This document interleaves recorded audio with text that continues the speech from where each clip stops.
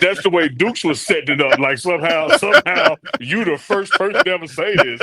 That man been saying 21 black since the founders. And she go like, Hey, oh, Duke. I said it last week.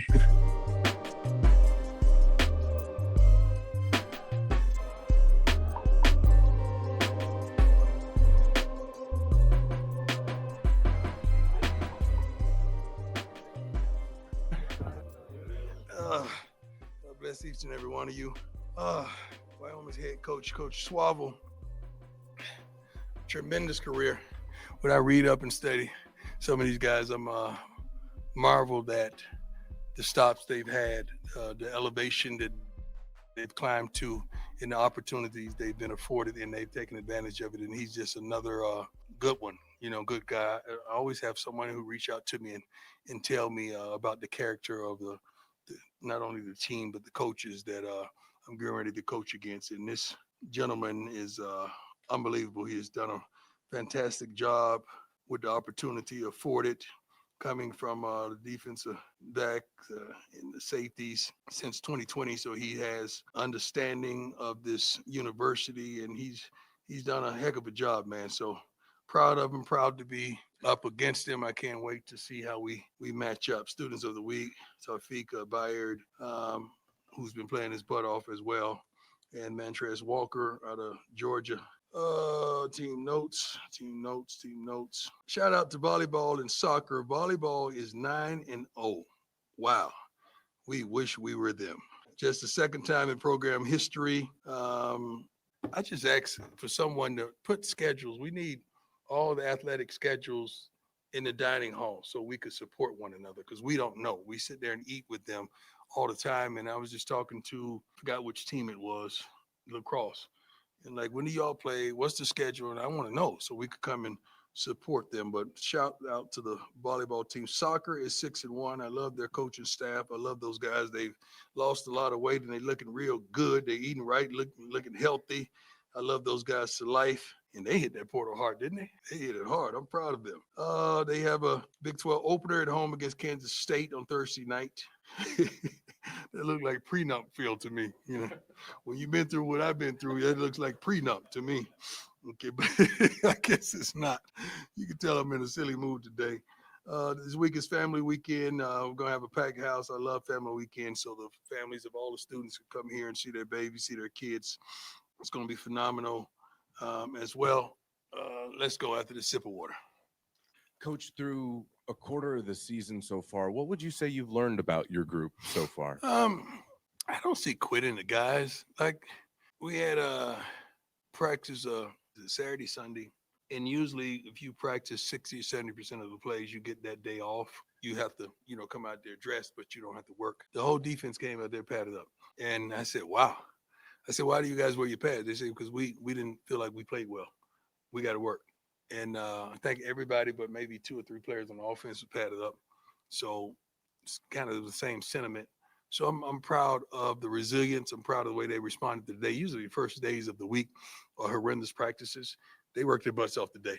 They really did. We changed the format up a little bit to kind of change it up so they could have something new to look forward to. But they got after it today. They really did. I'm proud of them. Kind of follow up to that, I believe, and correct me if I'm wrong, but in the past you've said you look for 7 guys on either side of the football. I was just wondering where your numbers are at right now. I'm not a 7. Coach Jack Carlo. Jack, you're early on me today, How are baby. you? I am early. No, Yeah. Nick, you too. So Yeah. just change things a little bit.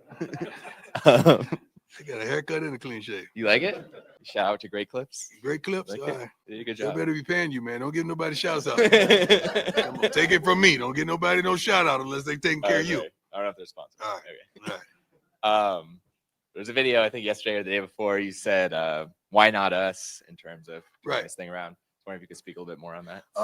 Dabo Swinney is one of my favorites. I love him to life. I love the man he is, the coach he is. Just a great guy. Just a guy that I could look up to, in this coaching realm. And just looking back on some of the things that they've accomplished, and they've been sitting here before, 1-2, and they turned it all around. I think they ended up 10-2 that season. And why not us? Why can't we turn it around? Why can't we correct the wrongs with the rights and display consistency and do those things? Because we have the talent in-house. We just got to put it to usage and do what we are capable of doing. Kind of building off that with your run defense issues early on this season, Mhm. how much of that has been guys maybe freelancing, not playing within Uh, the scheme? I'm not gonna say freelancing. They just don't. They just miss opportunities. We've had several opportunities to make plays. We just missed the opportunity. We just got to make good on the opportunities. That's it. I don't think they're freelancing. I just think we just don't make the play when the play is afforded to us. How nice would they have Ice Cube in house today? You got to understand, we go way back to 88, 89. So we've been down for a long time. Dub C's there. You know, my other friend Mac 10 wasn't there. He was part of the West Side Connection, which I loved. But Cube and I, we hooked up a long time ago in Atlanta, man. And before they had licensing and stuff on the sideline, I remember I wore a lynch mob jacket, like all the way down jacket, all the way like to my ankles on the sideline when I played for the Falcons. He used to come to the games and was on the sideline. He used to come to practice. So we've been cool for a long time. And just to see the maturation and where he's ascended to is unbelievable. He has a concert in Denver as well. That's why he's here. But I love when the guys like that are successful in different realms of life, that has reinvented himself in 3 different times with the big 3, you know. Then you got the rap game. Then you got the movie star he is. Unbelievable. And it says a lot for a lot of young men on our team that can look up and look out for Q. And the serious one is, and this is no setup, I'm just, when you're evaluating the quarterbacks, what do you want to see and what are you hoping to see? Leadership and consistency. That's it. That ain't much to ask for, is it? Leadership and consistency. I look for that for everyone, every man, every woman that's involved in my life. Leadership and consistency.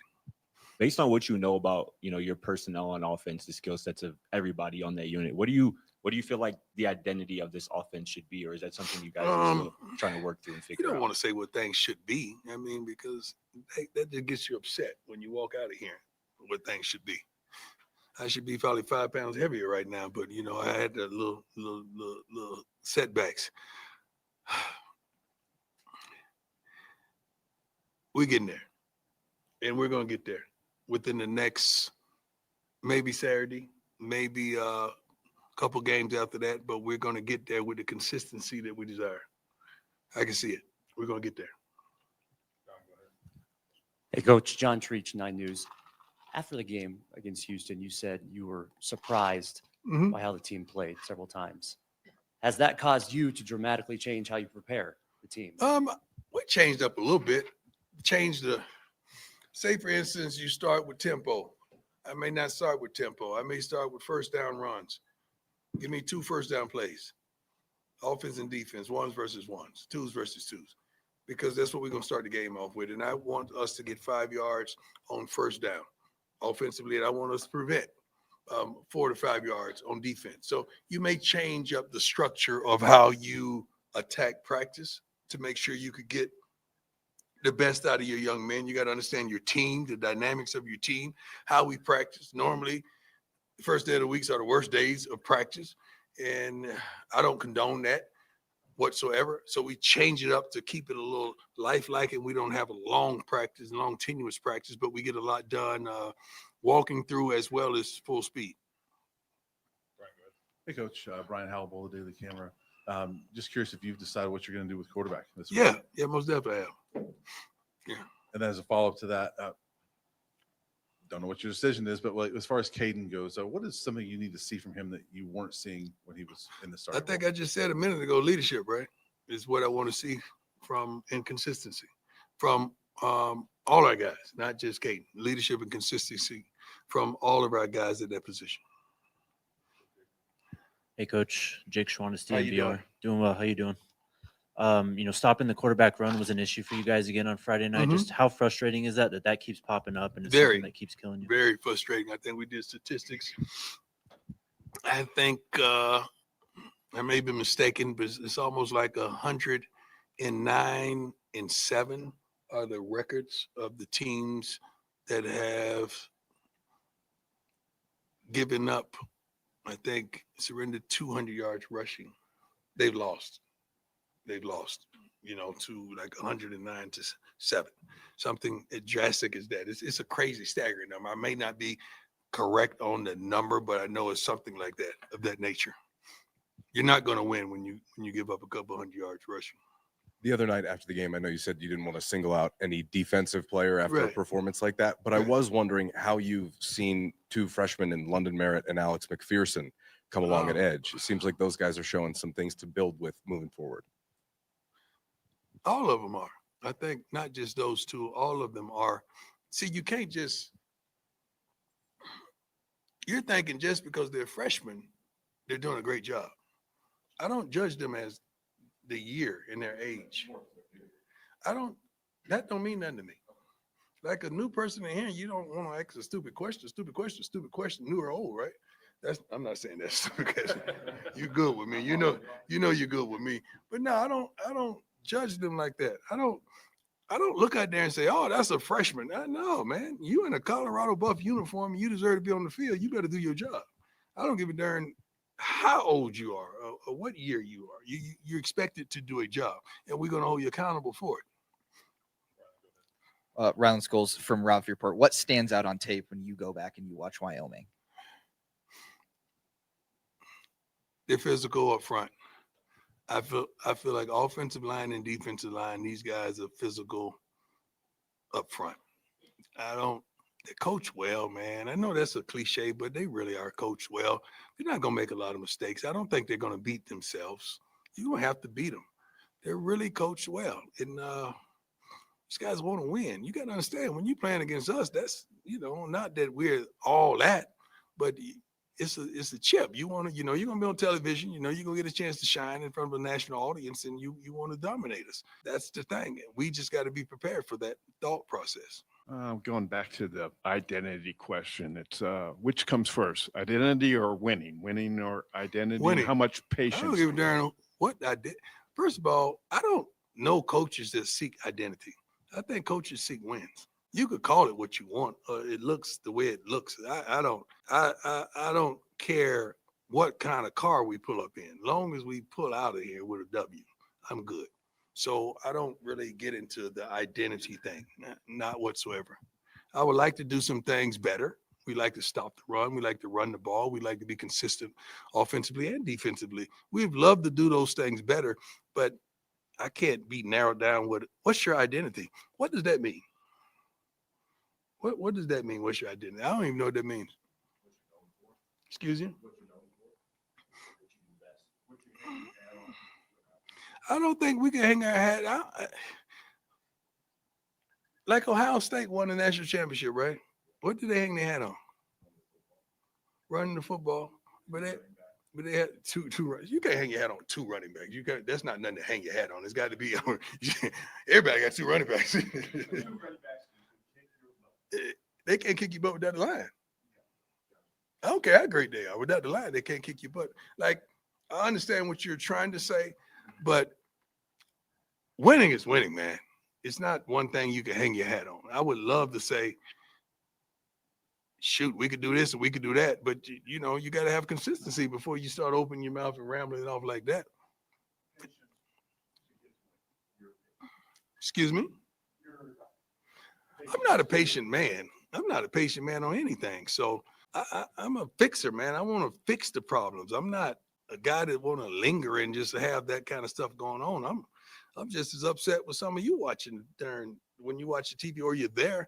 I'm just as upset or even more because I know what's supposed to be happening. Like I hear it goes in and I know what's supposed to be happening. It don't happen. So you're upset with that sentiment.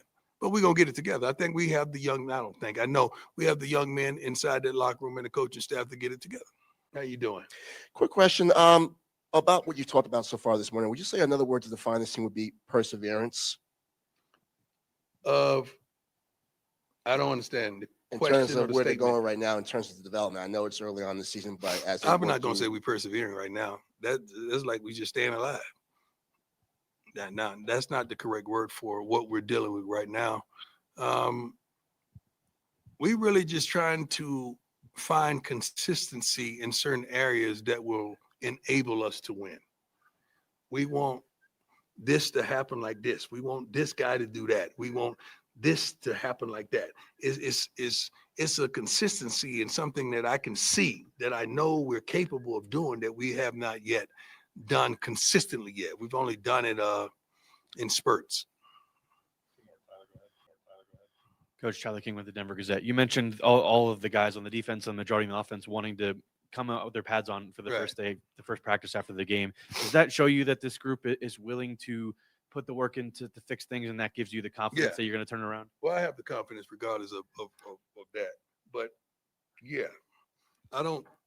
When you say turning around, I don't think we're in a car just running aimlessly the wrong way. I don't feel that way. I feel like we could be better, and we are better. We just have had a hiccup here and a hiccup there that has disarmed us in its totality. And it's no excuse for what transpired last week. No excuse for that. After the first quarter against Houston, you talked about stopping offenses on early downs. Have you worked with Robert Livingston in those scenarios? And if so, how so? Well, we work daily in trying to do what's right and what we're capable of doing with the personnel that we have. Most definitely. Coach, both coordinators are really good. Both all the position coaches as well as the support staff are doing a fantastic job. You know, I remember playing for the Dallas Cowboys way back in the heyday when victories were victories and you were winning your butt off. I remember saying one time, I wish we could watch film in the stadium in front of the whole world. Because I want coaches to say, this is the call, this is what was supposed to happen. This is why it didn't happen. Instead of, assessing blame to this person or this person, and you really know the truth. But oftentimes that's not going to happen. One thing about our young man, they're understanding what accountability is, as well as us and the coaching staff. And I take full responsibility and accountability of every darn L we receive. But sometimes young men in life has to understand they're accountable as well for their actions. If you're going to be accountable to go pick up that NIL check, you're going to be accountable for what goes on that field as well. And our kids understand that, and they're holding one another accountable. And I like it. I really do. I love them for that. Thank you, and God bless you all. Yeah. So, Chico, what'd you take away from the press conference? What I took away was some of the things we mentioned previously on this show, and Coach Prime said that leadership and consistency. That's what he's looking for each and every position, especially at the quarterback spot. That's exactly what you need there to move forward in this season to reach your goals that you have for this season. So, I like what Coach Prime said. I like what he's breaking it down from a player perspective or a coach's perspective of it's not just about the outside noise, seeing it from the outside and saying that this play call should be this. Man, if you go watch film in front of everybody and everybody got to see their favorite player, saying, I did that wrong. I did that wrong. You'll see it from a different light. So I like what Coach Prime is doing. I like his perspective, and he's looking for that leadership and consistency. And somebody got to step up and step into that role and lead this team. Yeah. What was your biggest takeaway? Don't have to be Coach Prime, but from the press conference as a whole. Accountability. He talked about he sees what y'all see. I think a lot of times people who watch games think that coaches are in a vacuum or got blinders on, like they're watching the same game you're watching. They saw the drop pass, they saw the missed block, they saw the missed tackle. And to have accountability, Chico, Dukes, you and I talked about this before. Here's a head coach saying it starts with me. I'm taking responsibility for it, and then people still act like they want more.